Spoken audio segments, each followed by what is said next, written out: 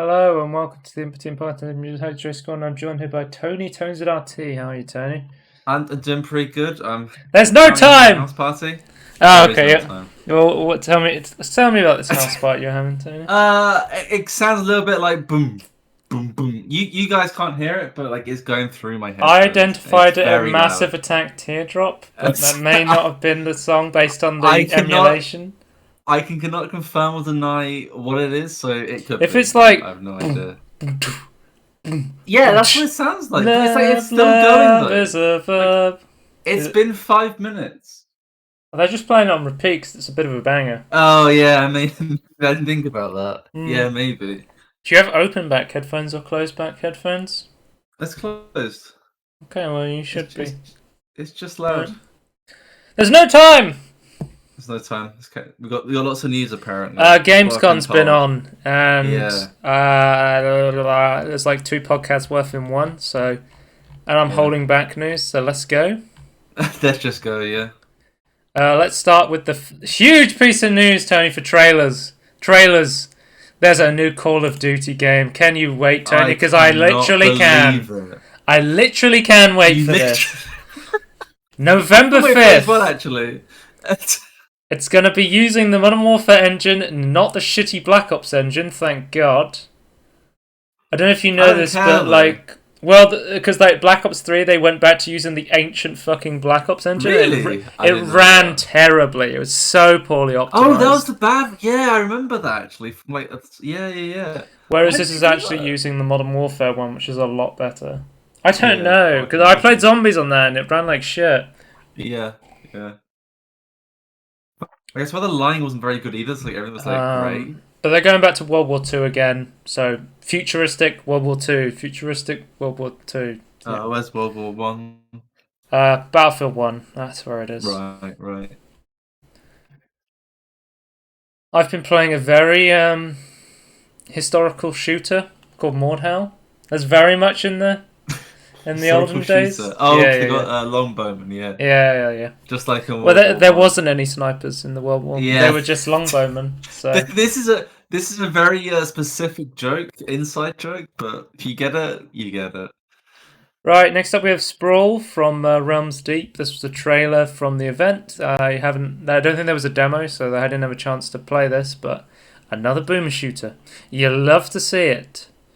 Dude, it's just, I feel like there's a resurgence for boomer shooters right now, and I absolutely love it.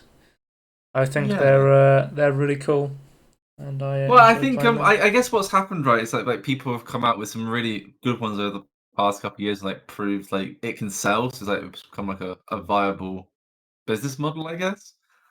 Well, it's like it's good to see, and diversifying as well, right? Like that's what's interesting. I think it's also like there was a big trend of like, if we want to make a game, you have to have like great gameplay. It needs to have microtransactions, RPG elements. Yeah. It has to have really interesting story. It has to have boomer shooters. Like the great thing about them is there's just gameplay first, and it's like if it has a story, whatever. Cool. It's just like cool. Exactly. You know, that's what I like about these games. It's just like you can just run around and shoot people, and I don't have to worry about what X guy thinks about like what I'm doing and the interactions in the world. And if you had a story, cool, but sometimes it's fun to just jump around and shoot some people. Yeah, I think there's something to be said for like massive like pushing gameplay first and like nothing else. Like I think that we have been missing that. And again, like ironically, like even though like we've had to have apparently good stories in games to sell, a lot of the stories have been shit recently in big games. So yeah, it's kind of nice just to not have to even think about. Don't get me wrong, I love stories in games. I just think not every game needs one. No, and a lot of AAA's like try and like basically they think they got this big, massive, good story, and it's like nah, it's just kind of generic and shit. So it's good that they're not even bothering. I've got a Knockout Cities hero update that's coming called Heroes Mode. So basically, this is a mode where you get like a randomly assigned power in the match every time you respawn, which is pretty fun. So you'll get like double jump. Sometimes you'll be able to get X-ray vision and see people through walls. You get healing powers. That double jump looks powerful. That's not normal, right? No. This is just for like a new game mode sort of thing. Yeah. They're still developing it. I still fucking love this game. I haven't gone back and played it recently though, since they've added the 2 most recent updates though, because I'm still trying to get a third friend to play this, so I can go in with I feel like it's going to be so much more fun if I can get a third friend to come play this with me and my other friend. Yeah. But yeah, this game's still really fun, so check that out. I have to go a little bit faster because I'm conscious of time. Cat Lateral Damage Remastered. Cat Lateral Damage is getting a remaster. Re-meowstered. Yes, You remember what was it? Okay. What was it? It was like what was the Red Faction Gorilla one? Was it Remars? No, it's Remastered. Yeah. Because it was on Mars. I've played this game. I don't know if you know about this game, but this game also has a VR version, the original at least. But they haven't said anything about whether the remastered version will also have the VR version that the original one had. Like I've literally played the VR version, and you get like hands that turn into kitten paws, and then you have to just go around in VR knocking everything over. Basically, the idea of the game is that you're a cat and you're trying to destroy the house, like cats do. Yeah, that is true. That is what cats do. But I'm just assuming with this one, there's going to be no VR version, because I think if there was, they would have advertised it on the page. Yeah, for sure. So it seems you want to stick to the original if you want to play the VR version of this. But they are adding like new like objectives and missions and stuff if you enjoyed like the first pancake version of this game. That's the elitist way to call non-VR games. Right. Next up on quick trailers we have Atrio the Dark Wild. You need to watch this one, Tony, because I think you're gonna really like this game. Have you chosen this for me? I would like to play this as well. I think. Have you seen this before? No, I haven't actually. It's basically saying getting a mushroom is easy. That frog. Are you watching it with sound? Yeah. Okay. I don't know if I can show sound without getting. I'm always cautious of like. There's no music, I don't think.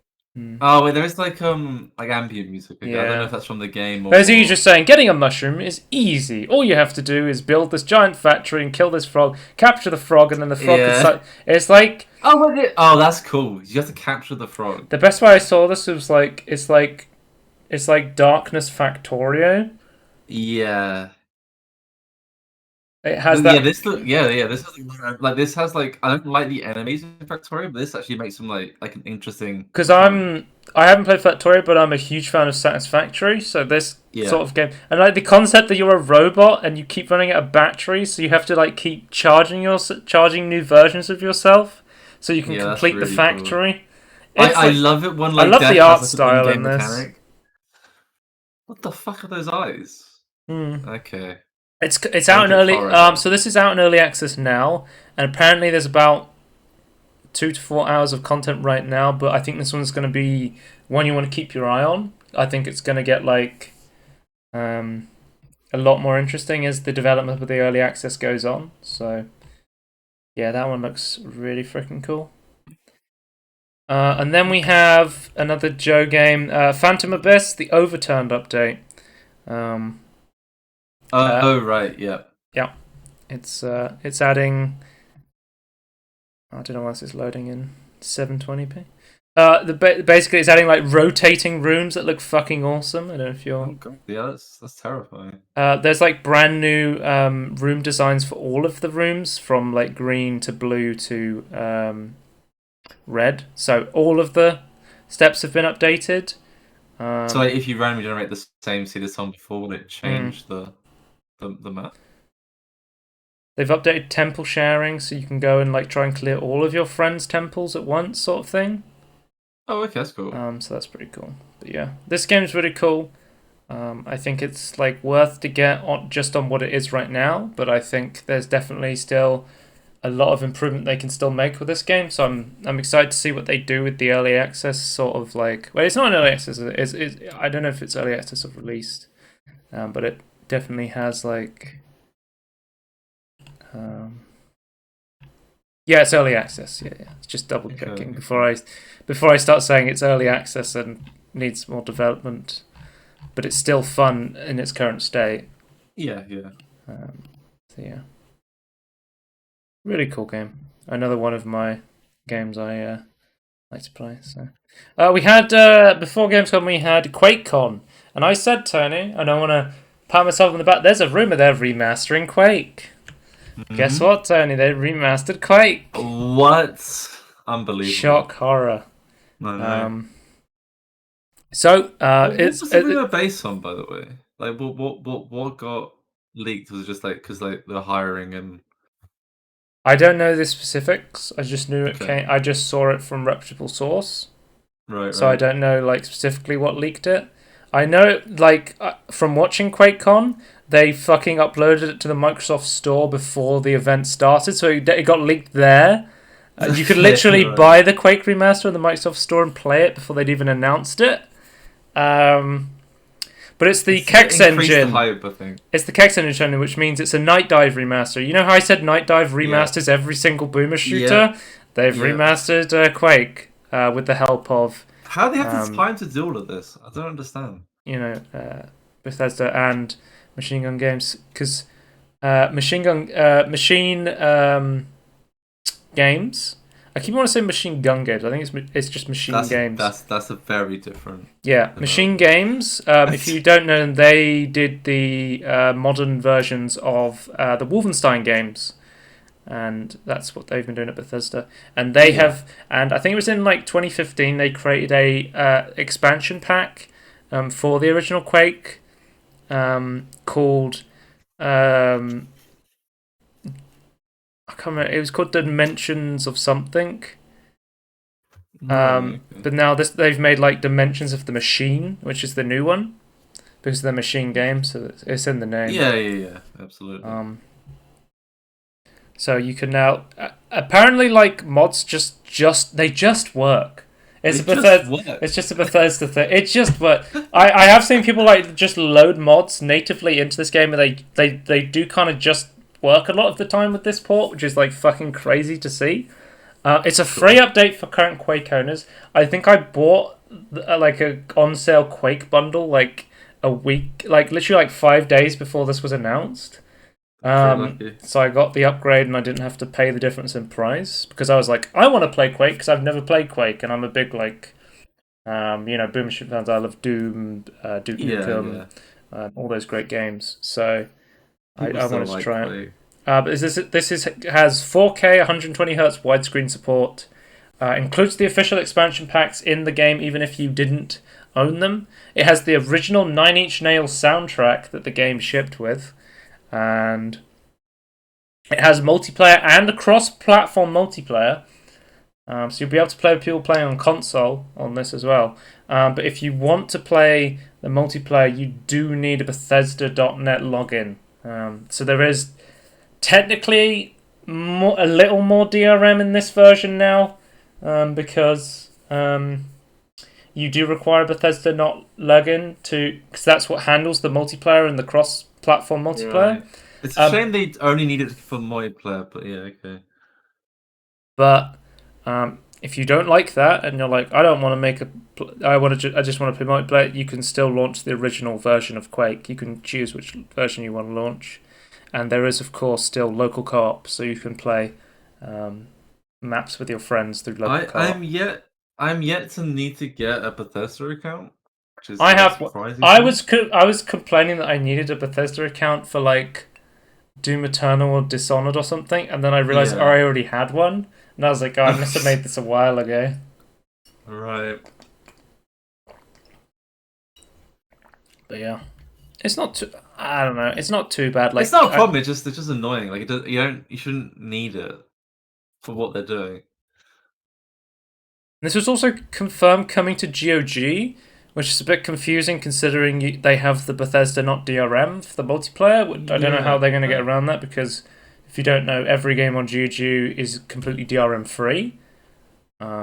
So yeah, I'm not 100% sure how they're getting around that. But we'll have to see when it just a different, does eventually version, come maybe? to. Yeah, because I think it's still like the original version on Um, GOG right now. From what I can tell, I'll just look it up quickly. See if I can. Yeah, I can't like see it at all. See, I'm wondering because this is the first game remastered. I'm wondering if like the best thing for me to do is if I wanted to play these, I should play the remaster of Quake 1 and the expansions, and then I could play Quake 2 RTX to play the second game. I think Quake 2 RTX is the whole game, but I'm not sure because it's free. It's a yes. Is it not a free thing if you got the other game, like the actual quote unquote No, base? you can get, anyone can get Quake 2 RTX Really? for free. Okay. Yeah, Right. it's just completely free on Steam and or whatever. Interesting. I think. Well, the famous thing about like Quake and um, the code was it was like one of the big first open source things like Oh right. that they immediately gave out the code to the community and was like, hey, do whatever you want with this sort of thing, which is the reason like people still make games in the Quake engine to this day because it's been so well maintained because of the open source of the engine. Yeah, yeah. Someone's So you can just saying keep updating it easily. the history of gaming rigs. 1993 can it run Doom. 1997 can it run Quake 2. 2016 can it run Doom. 2021 can it run Quake 2. Yeah. Yeah. It's funny how that works, isn't it? I think Quake 2 is actually quite a demanding title because of the ray tracing. So yeah, I have heard that. The Quake 2 RTX. I mean, we could technically try it, right? But Have you tried it? I've played Quake 2 RTX. Yeah. Okay, okay. How bad was it on your system then, or how much resources did it take? I don't think it was too bad actually, but okay. Yeah, we'll yeah, see. it's one of those. Like, I was meant to try it at some point. I mean, I still can, I guess, but yeah, I just haven't got around to it yet. I'm getting really distracted here because we're gonna run out of time if I keep talking about Quake. Tangerine. So yeah, the Quake remaster looks legit. I have seen other than the DRM concerns, some people said that the engine port kind of fucked with like jumping physics a little bit, but I don't know too much about that. It seems like overall it was a very good port. So maybe there's some like small things they could tweak. A lot of people were like, why didn't you just update it to a newer version of like the Quake engine rather than a full port to the Kex engine? Because people were saying they didn't think it needed to be, remade in the Kex. The Kex engine is like a higher level. I think it's like C++ or C Sharp, like a really lightweight engine on top of the game, sort of thing. Yeah. I'm kind of out of my depth because I don't know a lot about programming, but from what I understand, that's how it works. Okay. But yeah. I'll tell you, we also got massive QuakeCon news. Skyrim fishing. It's finally here, guys. It's finally here. Skyrim Anniversary Edition. There's a new version of Skyrim. I like you posted it in the Discord server. And a lot of people were like, "Wait, I thought this was a joke." No, it's real. It's real, guys. I'm sorry to tell you. Well, the thing is, though, it's like the 10-year anniversary in the 11th of November. Yep. This year. So November 11th, this will be coming out, and it's basically Skyrim released again, but with. And then a week later, guys. More importantly, it'll be 10 years since the 1.0 release of Minecraft. Wow. I hope they do something. Do you think that was Cave in the Cliffs Part 2 will come out? No, I think that's coming out later. I think it's coming out Christmas time. That would be cool to see. But yeah, basically they've added. There's like a bunch of fishing points in Skyrim, but you can never actually use them, right? There were. So they were like fishers and hunters and like things were like. You would have to stab fish with like a spear or a sword or something, right? No, you can't attack underwater, Joe. Could you not stand by the river and like fish? So there are slaughterfish that can just attack you. So you have to like stand in the coast and attack them. And if you want to fish, what you do is you jump in there and you press E when you're in front of a fish. Right. It's innovative gameplay. I'm sure Scormatorts will be very happy about a new fishing game in his favorite game, Skyrim. So I think he's more concerned about the second part that we learned about it. 500 Creation Club elements will Yeah. be added to this version of I Skyrim. want to know what this means. So basically, I'm very concerned. If you already own Skyrim, you got the Skyrim Special Edition for free. If you already own Skyrim Special Edition, you're going to get the Anniversary Edition for free. So is it confirmed for free now? Is it like I didn't? It's know a free update for current owners. Yes. Okay. Okay. So because I had the original version of Skyrim. I got given the new version of Skyrim Special Edition. I am going to get Skyrim Anniversary Edition. What? You didn't even have Legendary Base Edition, right? You just had like the base. No, the base game I think I just had the base game. Yeah. Yeah. Then they gave you the game Special Edition game with all the DLC. Yeah. And then they're giving you all the game again with all the DLC. Well, Tony, what a better time to jump into Skyrim than with the Skyrim Anniversary Edition. My question is, how fucked up does this make mods now that all of the modders have finally moved to the Special Edition? I don't know. Yeah, is this a new engine? Like, does like this fuck? It probably fucks up a lot of like content added to the map, right? Like if if the extra Creation Club elements add stuff in the way of other stuff, or like remove or add elements that get in the way of scripting and like quest scripting and things, it could fuck up. Like I don't know. I assume if it's the same engine, like I assume just like minor tweaks would be needed, but I don't know. It could be horrible. It could be good. I don't know. It's Bethesda. Okay. It could be anything at this point. Yeah. True. But I'm very curious about. Oh, Joe's weird VR game of the week. I've got a banger for you here, guys. Okay. We've got Jurassic Snap. What is this? This is Pokemon Snap, but with dinosaurs in VR. That is exactly what it is. So if you've ever wanted to go around and play Pokemon Snap with dinosaurs, but in VR, this is the game for you guys. It's finally here. You can finally do it. I don't understand. It's going to be great, Tony. It's my weird VR game of the podcast week. I'm not feeling this. It's bug snacks without the snacks or the bugs. Yeah, I'm not feeling this. Okay. I think it's on Kickstarter, but they say they want to eventually bring it to Oculus Rift, Quest 2, Steam VR, and PS5 VR, whatever that looks like. They're not even saying PS4 VR. They're saying PS5 VR whenever that comes out. We'll develop it for that. It's not even worth doing it for the original PSVR, which is interesting. All right, let's move on to quick news, Tony. Fortnite imposter mode kind of sus. Among Us 2 in Fortnite, guys.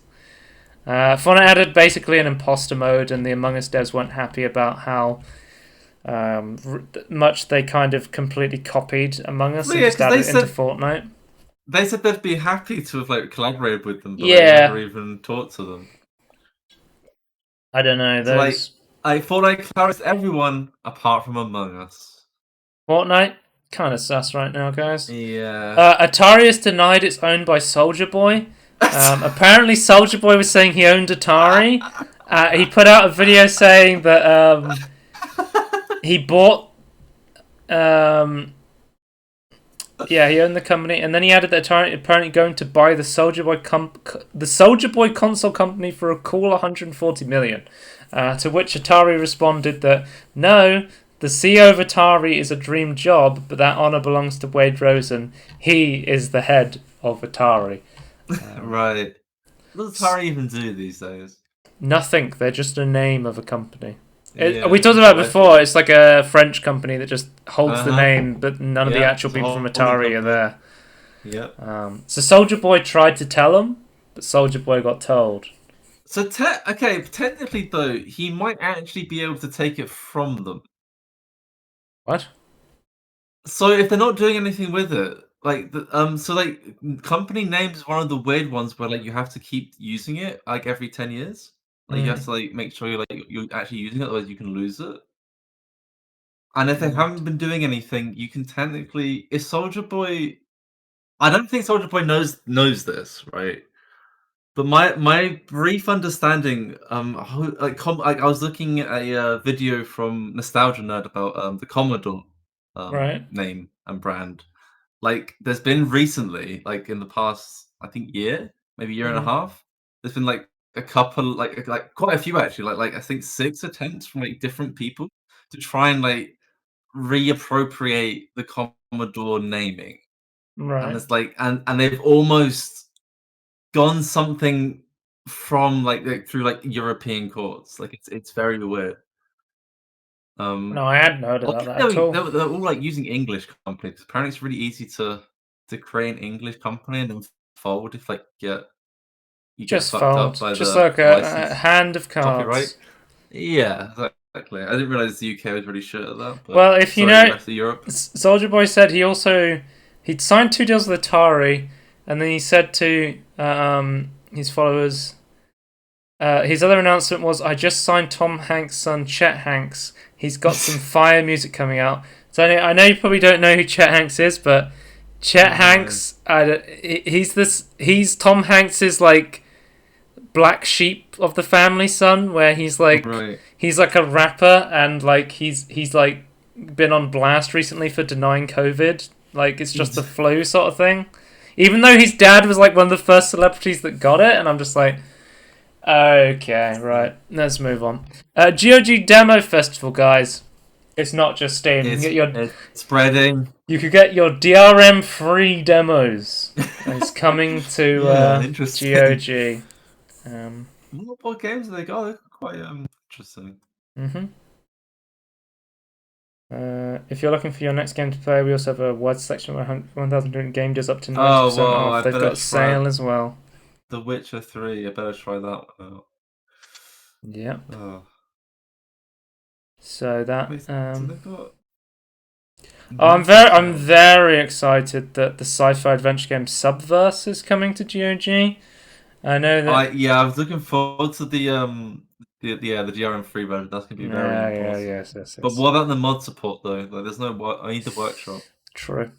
Minecraft is on Steam, guys. Finally, we can play the Caves and Cliffs update on Steam. No, the other Minecraft. Oh, the good Minecraft. The good Minecraft. The top-down Minecraft. Minecraft Dungeons comes to it. It makes sense because like all of the other Xbox Game Studio games are on Steam now. Like we have Halo on Steam and everything else. The only reason why Minecraft wasn't on Steam is because Notch didn't want it on Steam. You remember when they opened? You remember when they opened up the green light, where people could like submit their games to be on Steam, and other people were trying to submit Minecraft onto Steam. Yeah. Oh, the good old days. Oh dear. Those were shit. I assume like this is just Microsoft being like, we put this thing on Game Pass for a while. People play it on game. Let's see if we can get anyone on Steam, like the bigger ecosystem, to come in and buy it. Because I saw some people talking about this, and they were saying like, Microsoft puts its games on Steam really expensive. They make them like, £50-60 or whatever, right?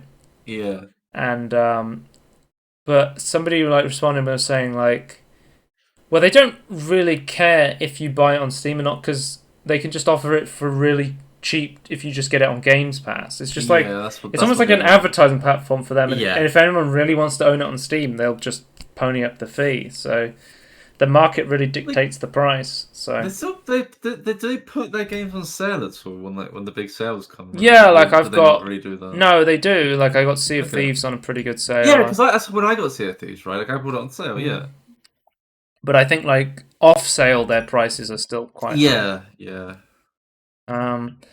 And so we have what? I was saying maybe they're just thinking because like they don't really they can kind of control the sale, but like every other game's on sale, like they want to like increase the price so they can get more money while it's on sale. Next up we have on quick news, Blasphemous 2 has been announced for 2023, and new DLC is coming for Blasphemous this December. Yeah, nice. So we'll get to see some more Blasphemous. I actually play that game properly. I installed it and played it kept going on sale really cheap, and I almost bought it, and then they gave it away free on the Twitch Prime, and I was like, yes, I don't have to buy this, I can just have it free on Twitch. Next up we have Ghost Runner is getting a wave mode, an assist mode, and new DLC. get a release date at Gamescom 2020 run. Wave mode. Wave mode is basically there's a new roguelite mode where you basically have to face 20 sets of enemies using randomized upgrades. So every time you get through a wave, you'll pick a new upgrade for your Ghost Runner, and then you have to try and get to the end as like a challenge. So the wave mode's like a new challenge for people who've beat the main game. Then there's also assist mode, which is like an accessibility mode, which will you can slow down the game. I'll just play this video, I guess, because I'll show you as well. You can slow down the game. You can make it like more forgiving. This is just mostly just like an accessibility thing. There's also like a neon pack. Ghost Runner does a lot of like cosmetic DLCs that I'm just like, I don't really care about. Okay. Because the game's not crazy long. Like it's a lot longer than like Boomerang, for example, which is another similar game. Because Boomerang's like 2 hours long if you just play like the main story, but Ghost Runner is still like 6-8 hours long or something like that. Because I think like Ghost Runner is a game where you could definitely. I would love to see more like full on levels, like DLC, like expansions, or just workshop support would be huge as well. Let people make their own levels. But seeing that they are adding like a gameplay based wave mode is pretty cool. Not enough to get me to play it again, unfortunately. Even though I do like the game, but I think I'd rather just try something new instead. Okay, fair enough. Yeah. Next up we have Skate is confirmed for PC. PC.confirmation.exe. So finally, this is the first time ever a Skate game has been on PC. So not only are people getting Skate again, a game they've wanted for a very long time, they're also going to get it to play on PC for the first time ever. So yeah, that's interesting. It's cool to see. Head writer Stephanie Zachariadis departs from Fallout London team to join Bethesda Game Studios as an associate quest designer. So Fallout London is actually one of the biggest Fallout 4 mods right now. Basically, it's taking Fallout and then setting it in London as a DLC size mod for Fallout 4. And I've had a quick look at the development like before this news came out. I was talking about with Vietnam Dave. It even has like they've made like custom songs for it in the style of like. Oh really? That's cool. They've made like their own songs like in the style of London music, like Beatles music even almost, which is kind of funny. The mod does look really cool, and but it's cool to see like this mod's really popular, and then like it's so well received that the head writer has been hired by Bethesda because they were doing such a good job.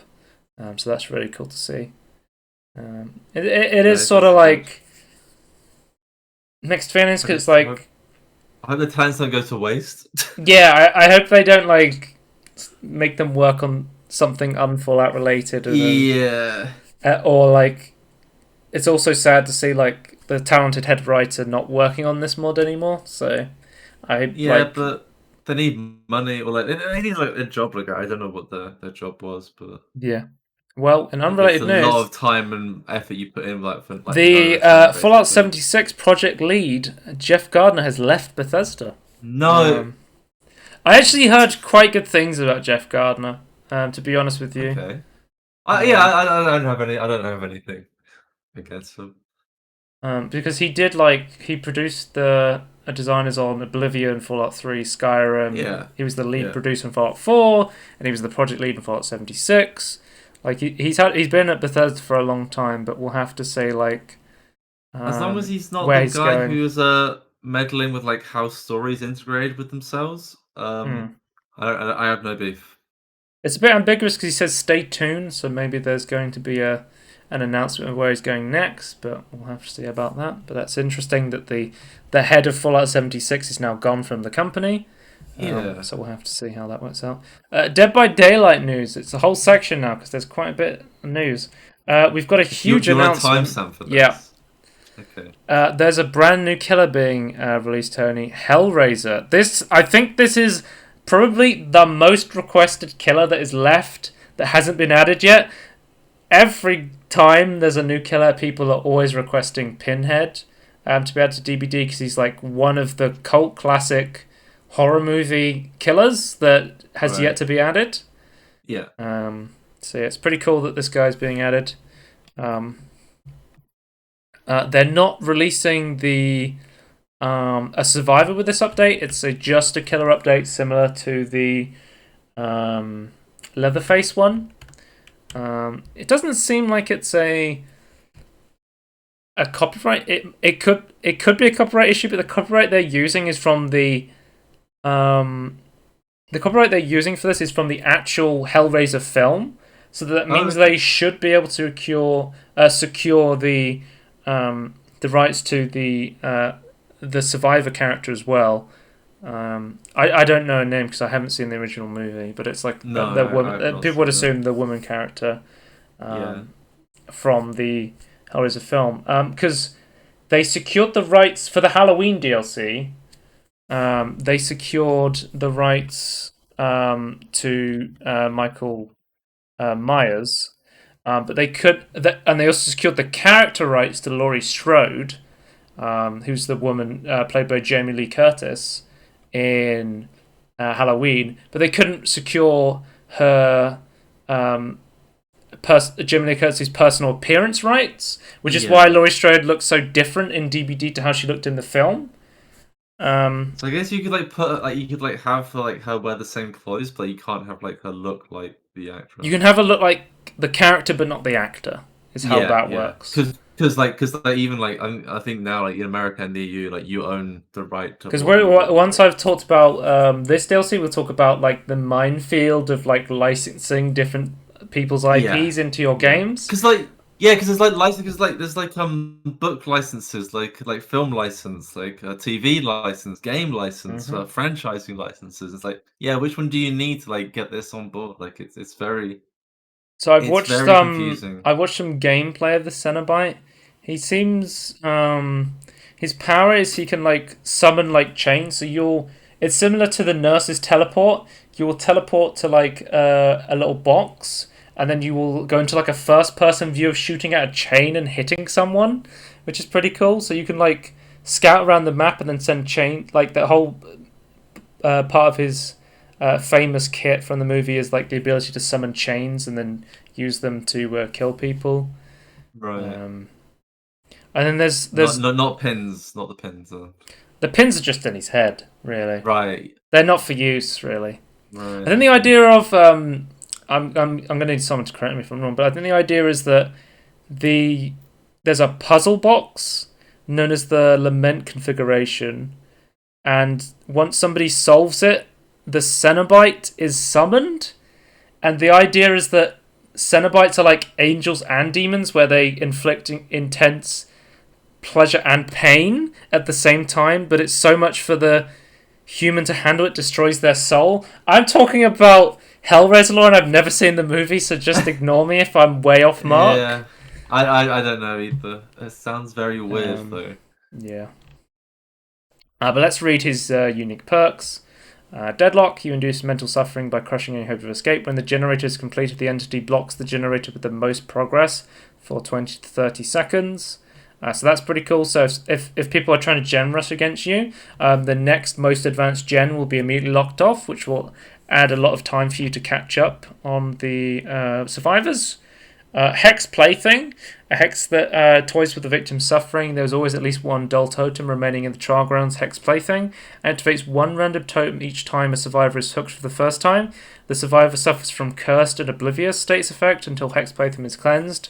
For the first 90 seconds, only the Cursed survivor is able to cleanse the Hex totem. The aura of Hex Plaything's totem is revealed to the Cursed survivor. So basically, this is you don't need to be running another hex perk, so you can just have it on a dull totem. But as soon as you hook someone, they are then oblivious, which means they can't hear your terror radius when you're near them. And then it adds a mini game where that one hexed survivor can cleanse it, but they can't. So you'll have a 1v1 defending it against them, and they'll be trying to cleanse it to help the team. So it's pretty interesting. Okay. And Scourge Hook, Gift of Pain. This is a really interesting one as well. This kind of completely changes the gameplay of the game that we've seen. At the start of the trial, 4 random hooks are changed to Scourge Hooks. The auras of Scourge Hooks are revealed to you in white. When a survivor is unhooked from a Scourge Hook, they suffer from hemorrhage and mangled status effect. Both status effects are removed upon being healed. So I think hemorrhage and mangled, they make you bleed more, and I think it takes longer to heal, is how that works. Upon being healed, the survivor suffers from a 7 to 9% healing and repairing action penalty until they are injured again. So seems like a really strong perk. I think, like, in the game, the only thing that changed which hooks you would put the survivor on was there was basement specific hook perks. But this is the first one where you're like actively trying to put the survivors on specific hooks, I believe. So this is going to be really interesting. But yeah, I've seen gameplay of Hellraiser, and he looks like a really cool killer based on his abilities, and the animations are really sick. So hopefully they can keep the rights to this one, because I don't know if you've seen this, because Dead by Daylight Stranger Things chapter is being removed from sale in November. Yeah, that's a shame. So the characters of Steve and Nancy and the Demogorgon Killer will continue to exist for those who own them, but they won't be available to purchase after November. I hate limited timed licenses. It just sucks. This probably has to do with Netflix getting into making their own games and wanting to control their own IPs. So, well, is it not possible that that's the only like originally when they got the license, that's the only length of time that they could like buy or something? Yeah, I don't know. Because like Stranger Things literally just did a bunch of like crossovers for Smite. You can get like 11 skins. You can play as Hooper as a skin in Smite. I think like literally a couple of months ago, they added a legendary skin for Steve where you become, what's his name? The Myers kid. What's his name? Will Byers' brother. Okay. Yes. Have you seen Stranger Things? No. Jonathan Byers, that's his name. And it's a good show. It's a very good show. I enjoy it very much. Is it worth watching past season 1 though? Yeah, I think it's definitely still worth it. Yeah, it's on my list of things to watch. I've just not gone around to it. But yeah, I thought about this. This is really strange, but until I thought about like the fact that Netflix is going to start offering games through their subscription service of their videos, it starts to make a bit more sense. It's a shame that this happened. I did see a clip of a live stream of them talking about like the licensing of all the characters, and they said it's like a minefield. Like I can imagine. They're basically just saying like the legal process of licensing all these characters is crazy, and lawyers are fucking expensive. Mm-hmm. So if Netflix is like, hey, we're reverting this license, I feel like Behavior Interactive probably just doesn't have the funds to fight it, even if it is not. Yeah, or even if there's like, oh, you only got this number of years and we're not renewing it. It's like, they can't do anything. Because a similar thing happened with. This is unconfirmed, like this is speculative, but a similar thing happened with Friday the 13th, where they wanted to keep updating the game, but they couldn't because the original rights holder removed the rights from them, so they could keep the game and the servers up, but they couldn't actually add any more updates to the game. So it's like pretty shitty thing there. And next up we have Netflix adds first mobile games to streaming service in Poland only test. So it's a very, very early days, and they've got a lot of more work to do in the months ahead. But for Poland only, you can actually go onto the Netflix app and install the Stranger Things 3 game on your mobile. Interesting. Okay. Like the Stranger Things 3, the video game is actually, I think it's like a little retro sort of. I think it's like a sort of RPG sort of game. So that's pretty interesting to see. Like, I wonder if they're going to do all of their games through the mobile version, or if they'll allow you to do it on PC as well. That would be interesting to see. Because they made it official in July that they're expanding into games as a new content category for Netflix subscribers. I'm interested to see if what else, because we know they've done the Stranger Things stuff. I'm interested to see what other Netflix IPs they would bring over to video games and what quality they would be. So we'll have to see about that. Yeah. Let's move on to Steam news. Valve patched a Steam exploit that let users add unlimited funds to their Steam wallet. And before you go, whoa, that's crazy, how long did that bug exist for? It was found by a researcher and submitted privately via HackerOne's website. And the person who found it was awarded $7,500, and there was no actual evidence this was ever in use before it went public. So HackerOne websites always is like Google Zero or whatever, right? Yeah. You can basically submit bugs before they're used or exploited if you figure out something that hasn't been used before. So they're saying they want to find bugs before they've been exploited or used so that they can patch them before they become a big problem, and then they pay people who find these exploits in order to help the company, which is pretty cool to see. Yeah. You want to? The thing is, I guess it's kind of a small amount of money, like considering, like I was first thinking, like, oh, that's quite a lot of money for them. I was like, wait, but if you've like spent all this time like trying to track down this bug, like, sure, that's like you could be like doing other stuff to make money, right? So that's actually not that much money.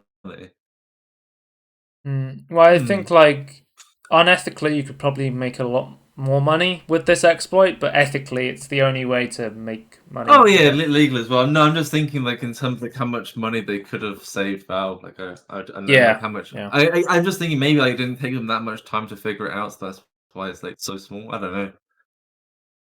Yeah, let's move on to tech news. Intel Arc has been announced. So this is different Arc. If you know other Intel Arcs.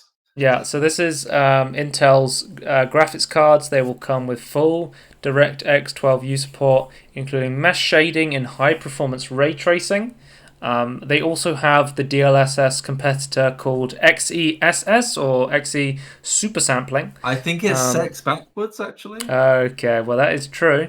But it's going to have high-quality neural super sampling. So this is closer to DLSS than it is FSR because this is actually using AI to upscale lower resolutions with temporal reconstruction. So it seems like it's based on the same concept as DLSS. Do you find it interesting that they're coming like out the gate like quite like trying to like directly compete with like Nvidia instead of like, I'm not saying like AMD's like, but like I would say AMD's like slightly behind on graphics, not like super behind. But I just find it interesting that like coming out the gate swinging. Like it's kind of Intel's like crazy to me. Vertically integrated. Yeah, and they're massive. Which, if you don't know, vertically integrated means that they own or control their own suppliers, which means they control the value of their supply chains. I think so like Intel isn't hit as hard as other people are with the chip shortage, but I don't know if with these new GPUs they're going to have to go to someone like TSM.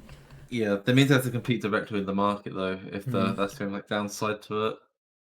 Anyway, this XeSS technology will work on all Intel graphics, but it will also work on all non-Intel GPUs using DP4A. But it will run faster on the Intel GPUs as the cost to run it is lower, leading to more FPS. Using the XMX hardware acceleration on the Intel cards, so it's it makes sense. Like you have like specific, like you have generic processing and like very specific processing. Right? So that kind of so the XMX hardware will run on matrix engines, as they're called on the Intel GPUs, which are basically the equivalent of Nvidia's tensor cores. Yeah. There's also talks about open sourcing XeSS, which makes sense. To get developers to implement it into their games and get it to run on all hardware to compete with the killer app that Nvidia has right now, which is deep learning super sampling. We saw a similar, we saw like a similar thing with FSR came out the gate. They try to give it to as many developers as possible and get it running as many systems because it was a hardware agnostic way of making your game run better on people's hardware, and it have more incentivize an alternative to Nvidia GPUs, where Nvidia still has like a massive share of the market when it comes to GPUs. They've been ahead for quite a while. So, Alchemist is the first one that's coming. That's the code name. It will be coming Q1 of 2022, so the start of next year. Although Intel builds a lot of their own CPUs, I think the GPUs are actually coming for TSMC 7 nanometer N6 process node. So even though they're vertically integrated when it comes to the CPUs, I think for the GPUs they are actually going to have to rely on TSMC for the chips. Well, I assume when it comes to Intel's manufacturing, like I assume almost all of the manufacturing is like dedicated to CPUs, so they haven't got much space for like GPUs as well. So even if these Intel TSMC is massive. So even if these like Intel cards are good and they can compete, they're still going to get hit by the shortage. Yeah. Unfortunately, yeah, like the fact, like, because like, isn't like TSMC like something like 40 to 45% of like the chip market basically? Yeah, like in terms there's of like newer chips. I think like there's a push in America right now to make a lot more like homegrown like based chip makers. But one of the companies that's going to be in America is TSMC. The other one's Intel. Like, the big ones. Yeah, are, like, the ones Intel's expanding. trying to make their own chips, but I think this is like a stopgap at the moment for the GPUs. Yeah, for sure. Because they're still stuck on 14. Like they're only just like 10 nanometer, right? Because that was the big thing during the shortage of last year when the new like Ryzen stuff came out. AMD was massively dependent on TSMC for their 7 nanometer chips for TSM, whereas Intel was still on the older chips. And I think they were still making them in house for the CPUs. Yeah, they were. And that's why it was like 10 nanometer backported to 14 nanometer. Yeah.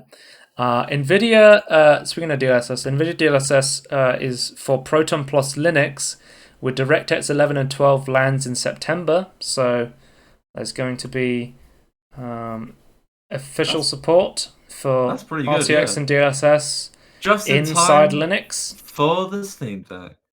You'd love to see it. Not confused with the Stream Deck. Although Elgato.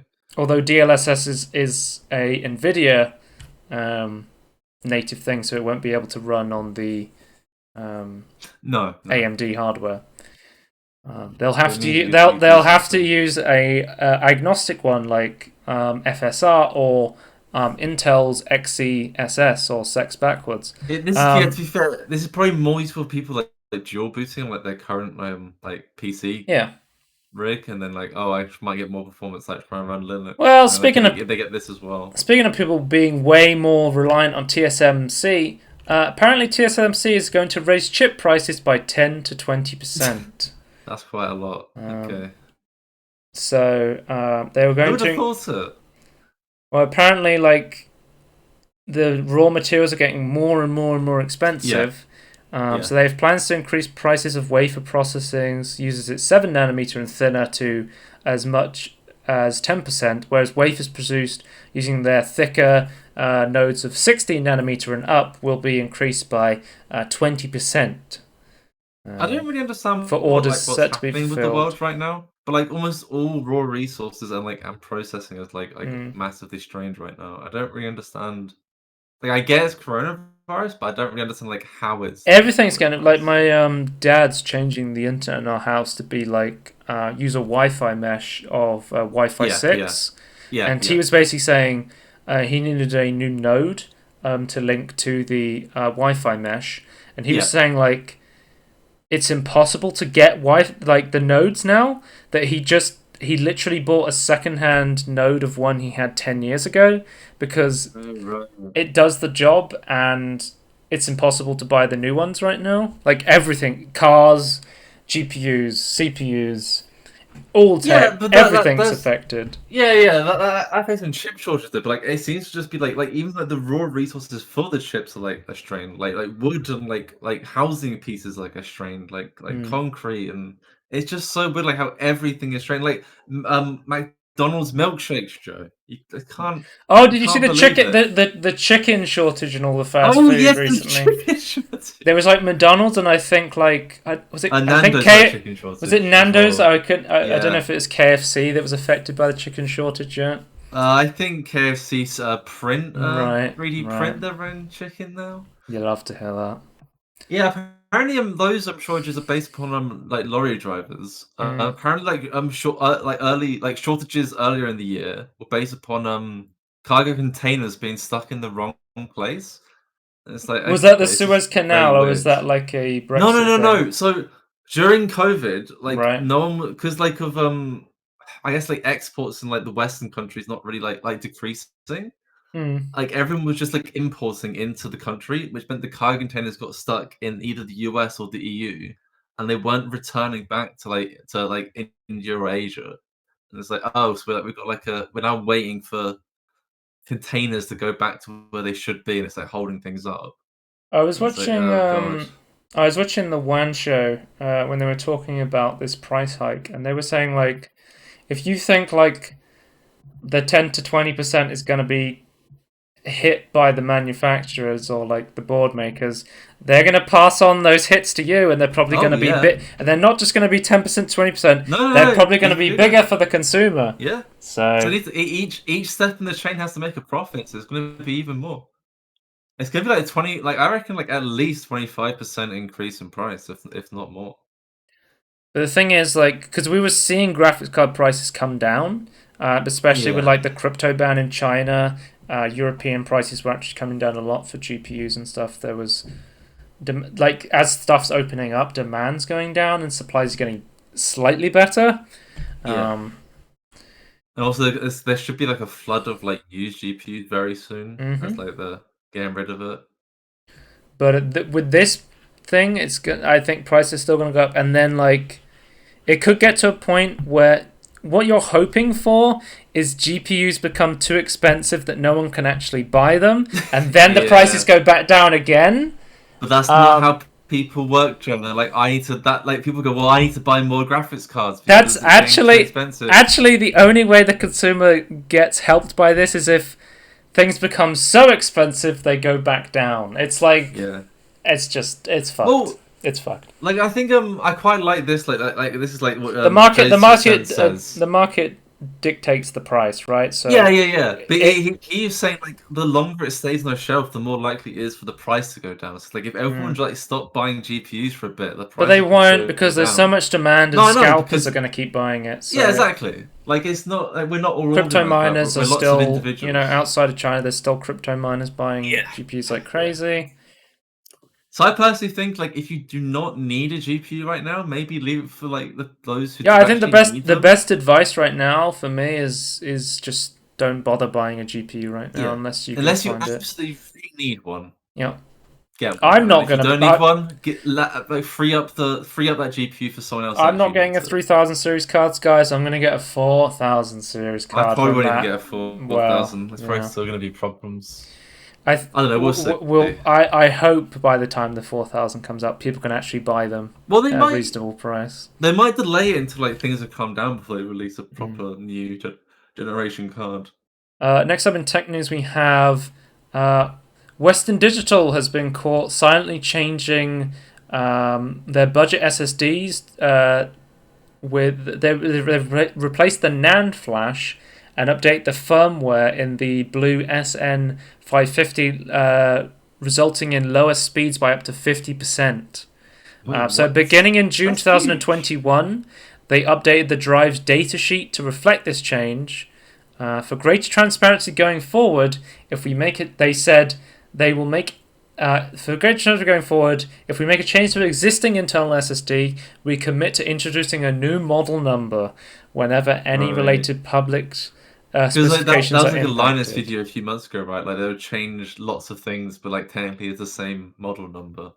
If you don't know, like an SSD is mostly like NAND flash and the controller, and that makes a huge difference. Like, and basically what they were banking on was people weren't going to do like massive data transfers. Like a lot of the time, probably a lot of people wouldn't notice this, like in their day-to-day activities. But at that point, like, why you like? But like, you're selling a product on it's. When you need it, you need it. They were saying like it was due to shortages of COVID that they were changing like the parts around. Like the people who are going to notice this is the video editors who are moving around like 4K and above footage are going to massively notice this change if they if they had the SSD. People that actually care about the specs that they're selling it for, because the WD Black is like one of the best high end Gen 4 SSDs you can get right now, And what usually happens is people will, if you have like a really good product at the top, they'll go, it's a really good product, their lower down stuff must be good as well. But when you're doing this stuff, people are going to stop trusting your brand. Like, now that people go, oh, WD swaps out its parts without telling people, people are going to lose faith in Western Digital, and they're going to stop buying them. I've already lost faith in Western Digital because it's like the third time in 2 years they've done a shitty thing. So, well, I think the only people who haven't been hit with this scandal right now is probably like that I can think of is like Sabrent hasn't done this yet. I'm surprised. Like, I've never heard them until like 2 years ago, and suddenly like they've popped up, and I've not heard like any bad things about them. So, but yeah, maybe they're doing it as well. We just haven't heard of it yet. And also, guess what? Someone else has been caught. Samsung has been caught swapping components in its 970 EVO Plus SSD, which was considered to be one of the best price per performance SSDs out there. They've been doing a lot of shitty things with like the newer stuff as well. Though, like it's not performing. So with Western Digital, they were swapping out the NAND flash. On the Samsung ones, they were swapping out the controller. So they were replacing it with a less performant controller, which results in lower write speeds. The write speeds were going down from 1,600 MIB a second to 800 after this swap. Oh my god! So that's almost awful. Half. That's awful. That's only like what, like 4 times the speed of a hard drive at that point. Well, one of the reasons the 970 EVO Plus was so well recommended was I think it was I think it was like similarly priced to a SATA SSD, but it was better performance. I believe. It was good value for what it was. Like it was just like a good. It was good enough for the price. But yeah, I guess they were hoping it would be good enough under light usage, and then workloads, and then a user might not even notice the new part numbers lowers performance. But that's still really scary because that's fine. Again, big people like Ars Technica are going to pick up on this. Linus Tech Tips, like big tech YouTubers are going to go, hey, I don't recommend buying Samsung stuff anymore because I found out they're swapping their controllers. Yeah. And it's really weird as well because I talked about how like Intel was vertically integrated with CPUs. Samsung is vertically integrated. They own or control all of their suppliers, which means they directly control the value of their products. So when they come and they start cutting up their product to make it go further, they're directly hurting their chain. People are not going to want to buy, parts from Samsung. I know, like recently, I think of Samsung was working with Switch on their new OLED model, to help with supplies for that in tech. But this is just. We're going to talk about Gamers Nexus's power supply explosions. No, I haven't seen that video. I don't know anything about that. Okay, well, there's 3 videos now and a J2 video. And then... Which power supply was it? Who was it? It was, I think, Gigabyte? Gigabyte, right. Well, I can't... Yeah, basically, like, they were like, they had like some cheap... I think they had like cheap leftover, like, I think cheap, that's not even the biggest problem. They had cheap leftover power supplies and they just like they just want to get rid of it, so they're kind of like bundling it with things and like selling it, and like they were selling it in like pre-builds and stuff like that. Yeah, and it's like really dangerous, and like that's the reviews like most of them are like not either dead on arrival or like they're not working properly. That's the big thing about people integrated builders where they make everything for the thing. They usually cheap out on the power supply, the RAM. Yes. And then they just go, hey, it's this GPU, this CPU, and then everything else they just, cheap out on. In a recent Game of Things video, like he's saying, like he was talking to like a power supply expert, like he's like now like works for like a tech pub, I don't know what you call it, but like they do like they check on specs that companies claim. Like I think he used to be in the industry. Like he was saying, like he suspected. This is like a second-hand quote here because I'm quoting Steve from Gamers Nexus quoting someone else. Yeah. Like he said that he thought like it was just like poorly designed. Like it was like more than just like, oh, like these are like bad components and cheap. It's like no, it's like really poorly designed. So it's like just stay away from Gigabyte power supplies right now. Look up power supply. Oh, there's another thing in Jay's 2 cents recommendation. video. Like, apparently they got hacked, and like they're having RMA issues. Gigabyte got hacked. Yeah. Okay, well, Like one of their servers, or their old servers, was like they've lost all the data at the moment, and they haven't got it back yet. yeah, well, So interesting. So apparently maybe Gigabyte stay are away from massive. Gigabyte power supplies. Yeah, but they're massive though. They produce a lot of stuff. Was it? I think Steve was always saying like NZXT cases could cause like a fire. Yeah. So they've fixed that now, but they're like really stubborn to like have like create like a mass recall, but they have fixed it now. Yeah. Finally. Let's move on to. But yeah, there's like a weird thing like the screw went through like a power rail, like on a really bad like daughter board for like the riser cable. Let's move on to VR news. Green Hell VR has been delayed to 2022 on both PC and Quest, but we know co-op is now confirmed for the Green Hell VR version. Okay. So they were previously supposed to come out this year, but they have been moved to quarter one of next year. Co-op, is that like VR and VR? Or can you do? Yeah, so they've confirmed it's getting a co-op mode, but there's no details on crossplay. Okay, right. So for me, I would love crossplay between like non-VR players and VR players, but obviously we'll have to wait and see whether that is going to be the case. Also, the Oculus Quest 2 is back on sale with 128GB model. So if you don't know, the Oculus Quest launched with a 64GB model at $300, and then they had the more expensive one of 256GB at $400. But it's come back to sell now as the 128GB is the base model, and it costs exactly the same as the 64GB model. So you're getting more money for nothing, I guess.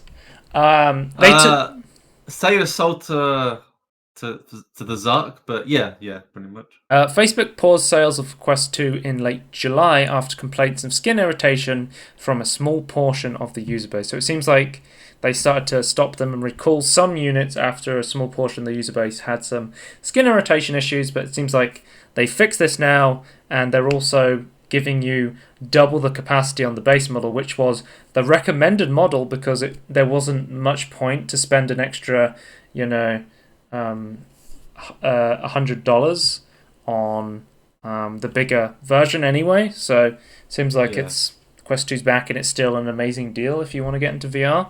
Yeah. So I'm ashamed that it's Facebook, but yeah. Next up, we have business news. Embracer Group has acquired Demerge Studios, Fractured Byte, and Smartphone Labs. Demerge Studios is a AAA mobile games developer such as Crazy Taxi, Gazillionaire, and Marvel Puzzle Quest. So they make AAA. They take AAA IPs and then turn them into mobile games. Fractured Byte ports games such as Borderlands: The Legendary Collection and Tony Hawk Pro Skater 1 and 2 for the Nintendo Switch. So they're going to use that to show up their porting studios.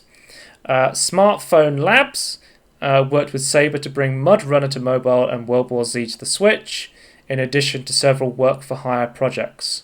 Because I feel like Saber Interactive at this point, they just remaster stuff, or port stuff, so we'll have to...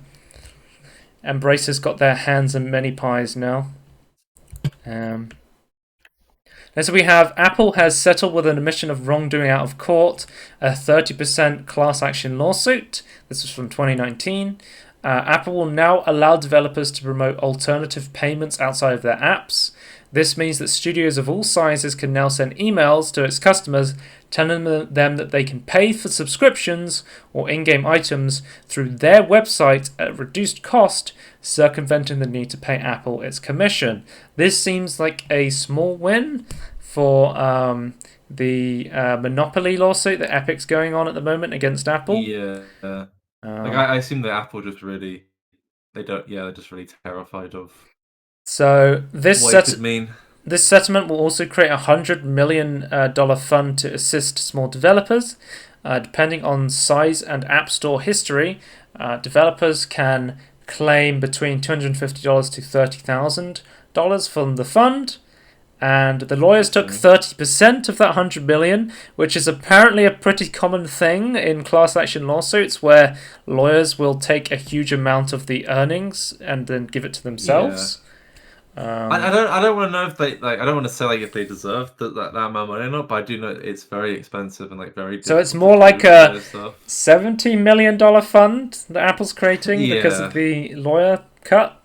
It was settled out of court as well, I should say, guys. So there's no precedent that's been set here where Apple admitted wrongdoing. Because usually when you settle out of court, you would just admit no wrongdoing and then give a fact check.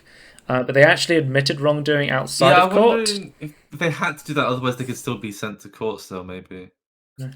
I guess in the end, only Apple and the lawyers really win, while the consumer and the devs foot the bill. It seems still the lawyers got a load of money, the people in the class action lawsuit would probably got $1, and then the developer fund... Is that the split, is it? Yeah, well, if you ever seen other class action lawsuits, only really the lawyers win in the end. Oh yeah. But it is nice that developers can now email the people who use the app to let them know that there is other revenues outside of the app that they can use rather than the 30% cut Apple tax. So that's a small win, I guess. It's really big for news apps, right? Because they wanted to have a direct subscription model.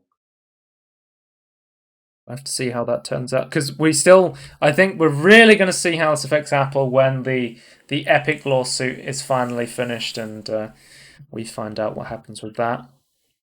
Apparently, that's going to continue for a long time. Apparently, Google discussed teaming up with Tencent to take over Epic Games. So there was a suggestion was offered during a meeting between Apple and Google, the details of which are still confidential, but other portions of unredacted court documents reveal Google suggested to Apple the two companies team up and work as if they were one company to combat efforts Epic to undermine mobile app store commission rates and restrictions against alternative app stores. Wait, Apple was hey Google, just team up with Tencent and take over Epic. That'd be really useful for us. Google suggested this to Apple, so... What? I don't understand. Guys, that's not antitrust. I don't know what it is. That doesn't sound like a monopoly at all. That just sounds like two guys being dudes. No! Just wanted to team up. Duopoly. It's completely different. Yeah, they just wanted to team up to purchase shares in Epic to stop them from changing the way that their hold on the market exists. Yeah. But yeah. That's like a fucking smoking gun. That's definitely gonna be more unredacted as antitrust investigations continue in the US. But also we have a final piece of business news. EA's patent pledge for increasing accessibility. So EA has now released a bunch of royalty-free patents for accessibility features to be added to your game. This will help other developers add their own accessibility features to their video games. That's cool. Apparently they've also just patented the Apex Legends ping system. This is one of the systems that you can add to your game, so that's pretty cool. So because the top one is literally a ping system that allows players to transmit contextually aware audio and visual communications generated via mappable controller inputs. So that's just basically the Apex Legends ping system that was so well received when it came out. Yeah. So how well this goes through, we'll have to see if people pick this stuff up. I will say the accessibility stuff in EA games is always really good from what I've tested. So it is cool that they're doing this, but that is one thing that they've always been trying to push, actually. So that's one thing that I can say. I don't know why they're doing that. I don't know where that's come from, but it's good that they're doing it either way. Let's do delays, cancellations, and announcements. Horizon Forbidden West will arrive on February 18th, 2022. Halo Infinite has got a release date of December 8th, 2021, although Halo's Infinite's campaign co-op mode and Forge mode will not be arriving with launch. Halo Infinite's solo campaign will be launching when the game launches, and you will have to wait a couple of months for them to add in the co-op campaign and the Forge mode. I won't be getting the game at launch or near launch until the co-op campaign is added, because the only reason I would get Infinite is to play the co-op campaign with friends. Yeah. They did a development update. They talked about the fact that they thought about delaying the development of the game, but it seems like they really, really want to get the game out this year at the holiday season to try and secure as many orders as they can. There'll be a lot of multiplayer players, right? Like, I think it'll be big for them. The multiplayer version of Infinite is releasing as like a standalone free-to-play thing. Yeah, that's true. Yeah, that's weird then, actually. Because they've moved to that model now. So that's very weird then. But I assume that's coming out at the same time, sort of thing. Yeah, I might just maybe bundle it together. And they've also said with the new Halo Infinite multiplayer, it will be coming out without the traditional XP system Halo has, and it'll be more of a battle pass system. So that's how they're going to like monetize it, with like the premium battle pass for Halo Infinite's multiplayer. We also got the system requirements for Halo on PC. I think like people were kind of reacting to the fact that the recommended was like a 2070. What? Okay. For the recommended settings, but that you have to keep in account the recommended settings are based on 1080p ray tracing, which is why the recommended settings are so high for the Halo Infinite. I'm gonna be honest anyway. Like the minimum recommended specs, they're not really trustworthy at the best of times anyway. Like I don't. I mean, they have a GTX 1050 Ti for the minimum requirements, so I mean, but you could probably go lower than that. I would assume. Well, if you're low spec gamer, if you're low spec gamer, you definitely can. Let's move on to the main news. Yeah. This is just a bunch of Gamescom trailers, and then we will end the podcast. So first up, we have Saints Row official announcement trailer. So there's a new Saints Row game coming out called Saints Row. It's coming out in February 25th, 2022. So I will now have to refer to it constantly as Saints Row 2022. That's if it doesn't get delayed until Saints Row 2023. So it's a full reboot. There's full original characters, and they're not continuing the story on from the previous games. It looks like it looks like the style is in between 2 and 3. It looks a lot less like edgy or like goofy as the like newer Saints Row games were, like Saints Row 3 and Saints Row 4. It seems like they're moving back to more of the Saints Row 2 style mixed with the Saints Row 3 cartoony stuff. We'll have to see when we see like more gameplay of it.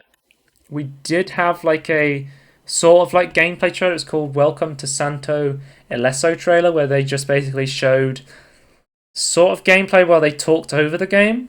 The setting does look really cool. Like they show like physical places that they've set this in, like the desert sort of area. Does look like pretty awesome. I'm just concerned. I don't know. Like I just get this feeling from the the trailer with the devs in. It's like I didn't even know it's the fucking dislikes. Holy shit! But yeah, I don't know. Like I feel like it's been rebooted and like they're just kind of just using the brand name and not really like using it. Well, the argument would be when you reboot a series. The argument, if you reboot a series and then change all of the fundamentals about like the game, is why wouldn't you just make a new IP? Yeah, but I understand the business side of it. But I think then the annoyance that people have is just also be genuine as well. It's like, why are you just using? It's like it's kind of like rebooting Star Trek and making it into an action sci-fi franchise. Like, no, J.J. Abrams would never do that. He would never do that. He wouldn't. It just this kind of feels like that to me. But I mean, I'll wait. But I'm gonna wait to see like more actual gameplay and like wait for this to come out and see the reviews and stuff. But I don't like how they put this video together. Like it seems very patronizing. I'm not like crazy optimistic for this. I'm not like a huge Saints Row guy anyway. Like I liked Saints Row 3 from what I played of it, but like I still want 2 to be remastered. God damn it! When I saw this, I was Oh my like, "Oh, God. maybe they're remastering the old Saints Row game." It's like, Yeah. no, it's a reboot, and it's like, oh, okay. Like what my understanding, one is kind of forgettable, like it's kind of like a GTA clone, but like two, like I've seen people play it, and it's like it looks pretty good actually. Yeah, so we have to see more about that.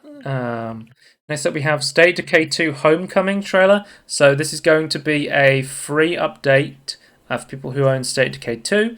That's another Microsoft Studio game I got on sale that was on a good sale. I got State of Decay recently, like in the past couple of months. So because State of Decay 2 was a game I played on Xbox Game Pass, and then was like, this game's pretty fun, and then I picked it up on Steam when I got like the free Game Pass deal. What this is going to do is this is adding Trumbull Valley, which was the original map from State of Decay 1, will be added as a brand new map for you to play in State of Decay 2. So it's cool to see like they've added the like the Game of the Year edition to it as well. They added the extra content, all the DLC content in one package, and then they also are going to re-add the original map for you to play as well. So it's nice to see this game getting support, because I think it's actually it's an underappreciated game, I would say. Like, it's not an amazing game. Like, I wouldn't like go, oh, you need to play State of Decay 2, but it's like, it's a fun little co-op zombie game that you can run around and, you know, build bases and scavenge for supplies. Like, it's a decent game, I would say. So definitely one to check out that I have personally played. Midnight Fight Express. This is a Humble Games trailer. We got some of those at Gamescom. This is a beat 'em up coming summer 2022, so it's coming next year. I thought the art style and the gameplay looked pretty fun. Like some wacky beat 'em up. You don't see a lot of beat 'em up games these days, really. No, they're not as popular as they used to be. They're never massive before, but yeah, they were. Guys, beat 'em ups are the next boomer shooters. They're coming back. They're coming back. So. Wasn't there like a new Streets of Rage game that came out recently? I believe so, yeah. So yeah, that right, didn't they? That one looks interesting. Into the Pit reveal trailer. Tony, we've got a Hexen-looking boomer shooter coming from. This is another Humble Games one. I think it is. I'll check that because I don't want to give incorrect information. Into the Pit. Who's this one by? If I type Into the Pit, it gives me the quest from the Pit DLC from Fallout 3. Okay. No, I don't want the Pit from Fallout 3. I want Into the Pit, the game. God damn it. Okay, guys, it's hard to find this game because of the Fallout 3 DLC. I will say that much. When I search for it, I get Five Nights at Freddy's song.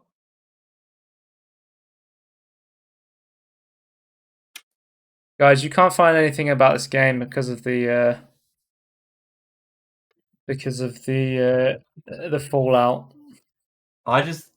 Or Five Nights at Freddy's, depending on what you got set. We just do it Into the Pit FPS. They didn't even link it in the trailer, so I can find their website. Guys, is this a real game or is this vaporware? Like, honestly, how do I find this game? It's on Steam, isn't it? It's on Games Pass. As well, yeah. But I was trying to see if it was a Humble Games thing. Oh yeah, it is Humble Games. Okay, that's what I was trying to find out for you guys. It's another Humble Games thing because the big announcement, because this is from the Xbox Gamescom conference, was that Humble Games are coming to Xbox Game Pass on day one. There's a big long list of Humble Games that are all coming to Xbox Game Pass as soon as they launch, which is pretty cool. Yeah. It does look good, actually. There's a good deal from Humble and Games Pass. People were saying like Humble Games Pass was Xbox Game Pass before Xbox Game Pass existed. So this seems like it was meant to happen. It's got that Next Space Rebels game, which is the one that just confuses the fuck out of me. It looks like, which is like that weird Kerbal Space Program looking game, but it's like nothing like Kerbal Space Program. Yeah. So the full list is Archvale, Bescheiden, Chinatown, Detective Agency, Dodgeball Academy, Flynn, Son of Crimson, Midnight Fight Express, and Next Space Rebels. All coming to Xbox Game Pass on day one. I think this is just for these specific games that are coming out from Humble will be on Xbox Game Pass day one. But I would guess this would lead to a future development, future relationship between Humble Games and Xbox Game Pass, where you could see a lot more Humble published games coming to Xbox Game Pass. Yeah, that's so. Which is another great deal for people who have Xbox Game Pass. It's another, amazing product, which is pretty cool to see. Anyway, I feel like I didn't even talk about Into the Pit. Into the Pit was like a Hexen-style boomer shooter that looked pretty cool. Yeah, that's great. That will be on Xbox Game Pass. Yeah. We actually got some gameplay for Outlast Trials. I've been talking about this game for a long time, where I said, hey, the next Outlast game is going to be like a 4-player co-op horror game, and there's not a lot of these co-op horror games. I feel like we need more of them because there's like none of them. There's a lot more co-op horror games now. Since the last time I said that, we've had like hits like Phasmophobia. We've had other like there's tons of different like Phasmophobia style games where you can like exorcise the ghosts. Of course, there's famously like Pacify, In Silence, DBD's another co-op like sort of that's more asymmetrical horror game. But yeah, this one's I think this is just gonna be like a straight up. It gives me like Five Nights at Freddy vibes. Like it's inside like a sort of toy fetching. In terms of like the design. Yeah, sort of. Yeah. I don't know what you call it. Is it like definitely not gameplay? Yeah. I mean, like in terms of like, it's definitely still got that Outlast style, but it's like It's got that sort of idea of you're being experimented on, and you have to try and escape this like experimental factory where there's these people trying to kill you. Yeah, this is good though. Yeah, I think I'm going to check this out with some friends. I think like I don't really have interest in like the single player Outlast games, but like a co-op Outlast game where you can like try and run away and survive with friends would actually be quite interesting to me. So yeah, I'm going to check that one out when that comes out. And so we have a Devolver Digital published game, Cult of the Lamb. This is a made by Massive Monster and is an action roguelite. I feel like that's a big staple for Devolver games. They make a lot of like action roguelite games. They do. I mean, the developers underneath them, I guess, do a very good job though. Like they're very interesting. But I think the art style for this and like the cartoony stuff at the beginning is like this is cool, super interesting. The idea of like cult stuff. It kind of where I don't know, like maybe it's just me. Maybe I'm just like seeing what I want to see. But yeah. Oh, what's it called? Like they're worshipping the lamb now because he's freed them. Oh my god. Yeah. Wait, was that Pepe? What are you gonna say? Well, I can't. Hang on. I can't remember what it's called, so I can't actually point towards it. Oh, okay. I don't know. If it comes to me, I will remember it, but I feel like it won't. So it reminds me of something else, but I might just be like, I like the art style. Is what I'm trying to say. The art style is really cool, and the gameplay looks really cool as well. That is a disgusting monster. Yeah, I really like. Yeah, it looks really cool. You know, like the base building element they showed off. That kind of reminds me of Don't Starve. Yes, that's very. The art style kind of reminds me of Don't Starve a lot. So, yeah, this looks really cool. I am going to play it at some point. Yeah, that's amazing. Next up, we have The Gunk. We've talked about this before, I think, at previous like E3 or something. But it's got a tweaked art style now, and it's got tweaked art style and gameplay. But it's the game made by Steam World devs. So I'm like, it's the one where you have to go to a planet and like remove all the corrupted gunk from it to the big arm to like go and save it. Yeah. This one looks pretty cool. It reminds me of what was the name of that Stadia studio one that recently got back their IP.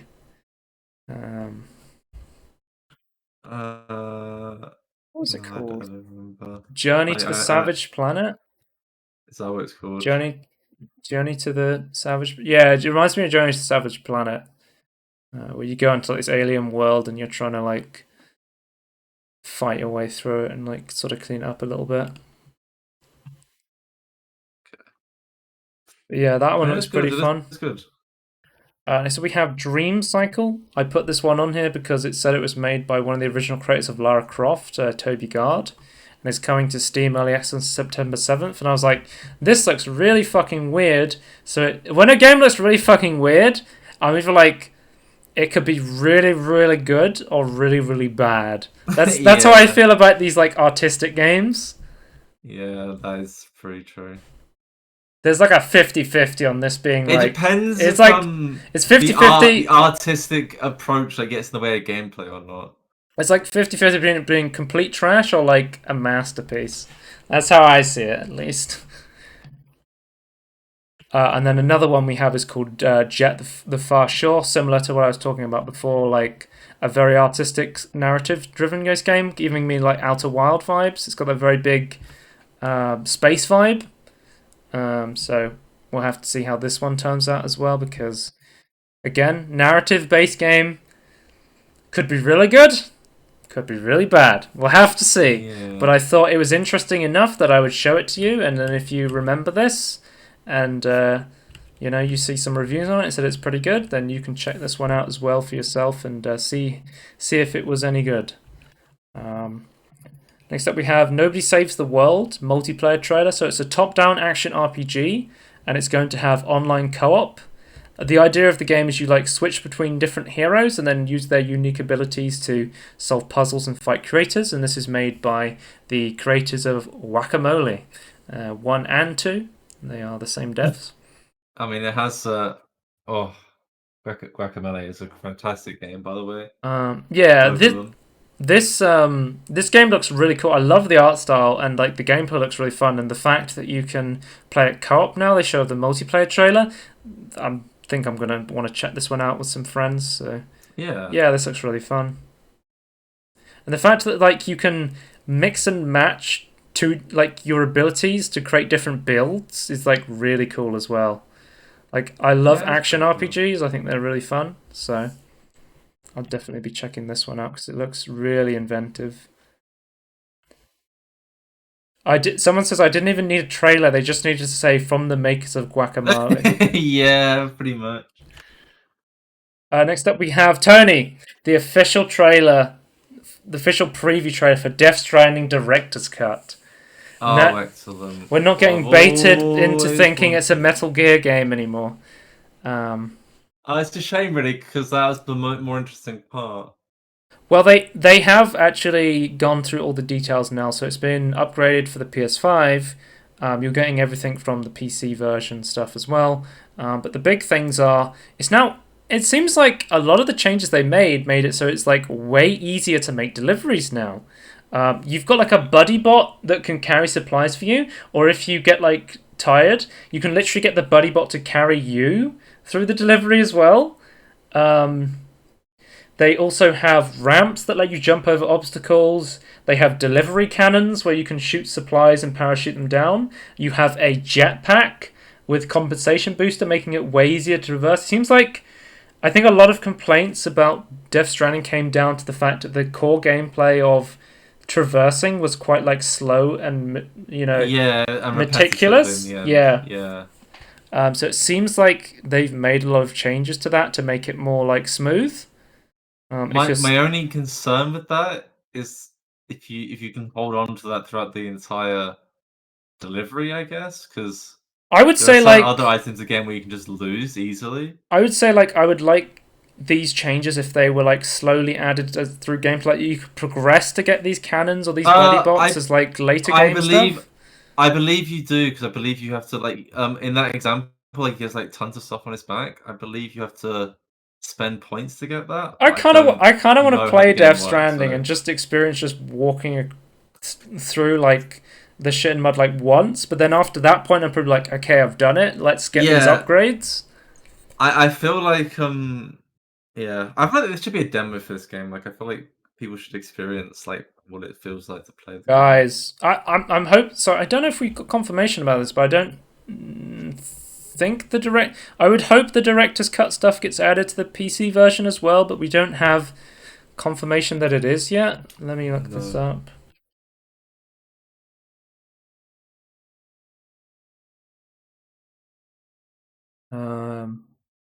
I don't think there's any news on the PC version yet, which is kind of a shame because there's some pretty cool stuff.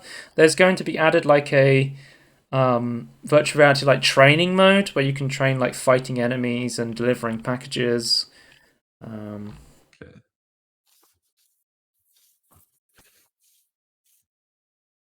Let's see.